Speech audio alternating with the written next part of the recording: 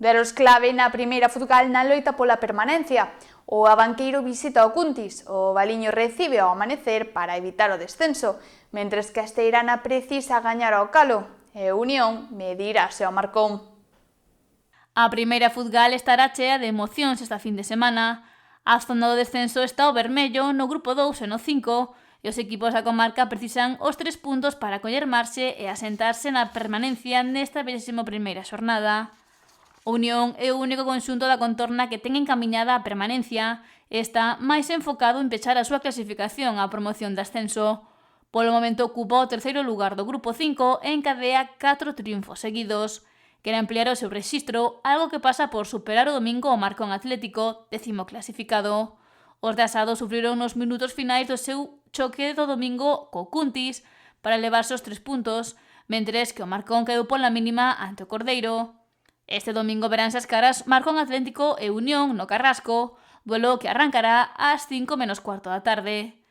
O Abanqueiro non pode pinchar xa que se enfronta ao Atlético Cuntis, rival directo pola permanencia e co que está empatado a puntos. Os da Charca son 14º e precisan gañar para ascender postos na clasificación, sobre todo despois de perder na derradeira xornada ante o San Martín. Mesmo escenario no que se atopa o Cuntis, 13º, que caeu no seu partido co Unión. O Campo Arrán abrirá as súas portas o domingo ás 5 da tarde para coller o choque entre Cuntis e Abanqueiro. E o Valiño debe gañar para permanecer unha xornada máis fora do descenso directo.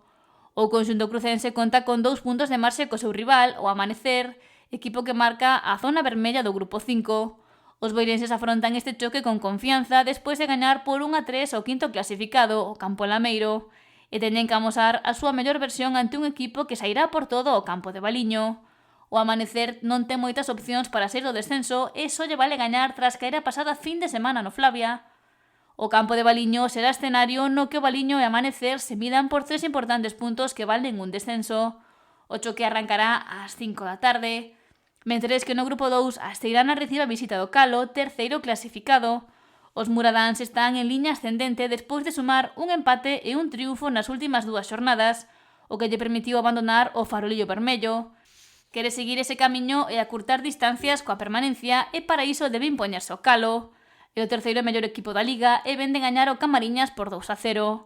A Esteirana deberá ser efectivo en ataque e serio en defensa para anular o seu rival e poder superalo, igual que fixo co San Lorenzo. O Xosé Luís Vara acollerá este encontro entre Esteirana e Calo que comezará ás 5 da tarde do domingo.